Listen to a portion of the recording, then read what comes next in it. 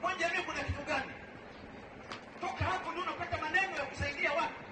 Kwamba kumbe ilikuwa bahati ya chini ndio imefulia. Iko weka acha maneno, weka muziki. Unaelewa?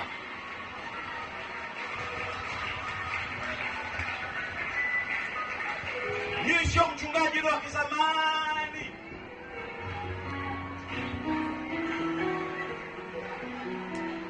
Wacha maneno, weka muziki.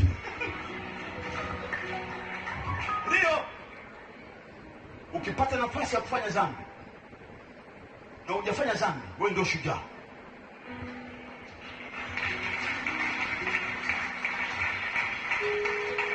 Kwamba naanganisha duniani na ya Mungu. Yapi mema? Weka muziki, acha maneno.